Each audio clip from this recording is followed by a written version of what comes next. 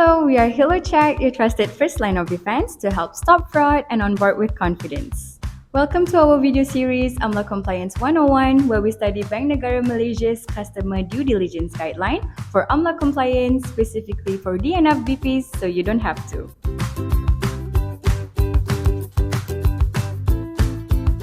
Today, we will be diving into the topic of Customer Due Diligence, CDD, for registered estate agents. So let's get started. But before we begin, if you don't know what is Customer Due Diligence and why is it important for AMLA Compliance, you may check out our previous videos because we have explained them in details.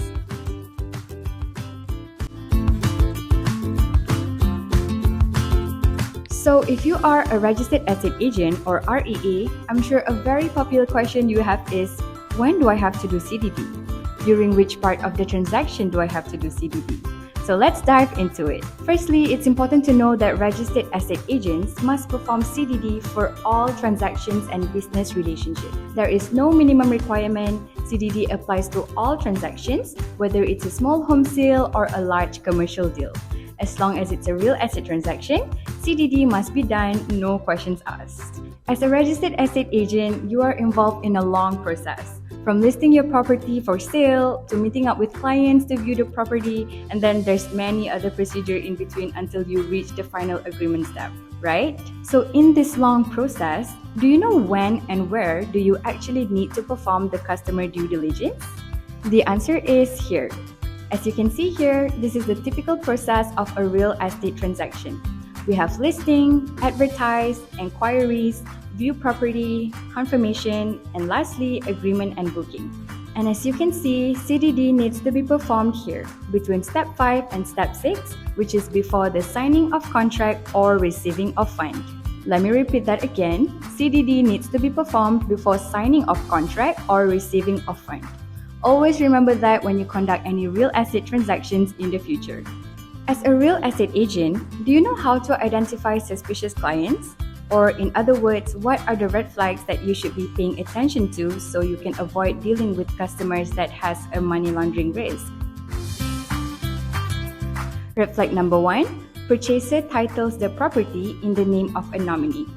This is a big red flag. If you notice a customer putting the property in someone else's name without a clear reason, that is something fishy that you should dig deeper. Red flag number 2, last-minute name changes without a reasonable explanation. If your customer suddenly switches the purchasing party's name without a good reason, that is a red flag. Red flag number 3, quick property resale without a reasonable explanation. Did your customer just buy a property and is already selling it off? Unless there is a solid reason, that is a red flag for potential money laundering. Red flag number 4, rapid-fire property purchases inconsistent with the buyer's profile. This is when customers buy multiple properties in a short span, especially if it doesn't align with their usual buying behavior. Red flag number 5, payments from a different country without a logical explanation. If the funds for a property purchase are coming from an unexpected location, don't just ignore it. Ask questions and ensure everything adds up. For more list of red flags, you can find them in our ebook.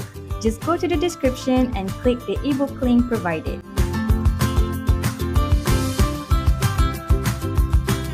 Moving on, let's talk about Suspicious Transaction Report or STR for short.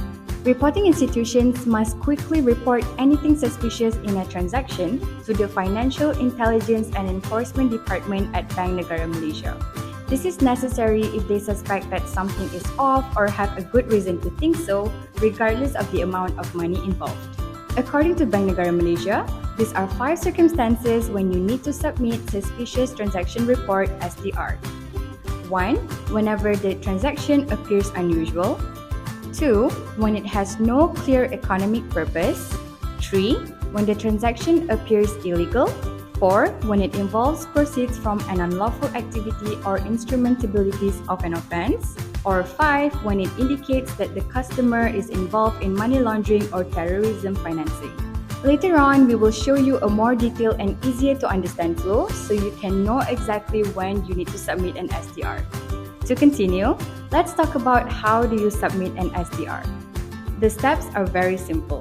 In order to submit Suspicious Transaction Report, just fill in the STR form. You may download the SDR form here, link will be on the description. And once you have filled in the form, you can choose either to mail, fax, or email it to these channels. Once again, to get the SDR form, you may download it in the description below. We have included a link to download the SDR form by Bank Negara Malaysia. So to help you understand even better, we have prepared a simplified flow so you can know exactly what to do for your AMLA compliance journey. So in this flow, you can see that the flow begins with risk check. This means after you run your risk check, if there is no match found, that is good news. That means it's clean and you can continue your sale. However, when there is a match found, that is when you need to be cautious. There are two different outcomes here if there is a match found. Firstly, if the match found is a financial crime related results, you may still continue sale, but you must submit STR. However, if the match found falls under MOHA or UNSCR blacklist, you need to stop the transaction immediately and submit an STR. That is simple to understand, right? And by the way, we have a more detailed flow as well as more information in our ebook. You can download it for free, just go to the description to get the link to download. The book is a simplified guideline from Bank Negara Malaysia's Customer Due Diligence Guideline, so go ahead and download it now so it will be easier for you to refer in the future. So it's a wrap for today's video. We hope you found the information valuable. If you have any questions, please feel free to ask in the comment section, and don't forget to like and subscribe our channel for more content in the future. Thank you for watching. See you in the next video.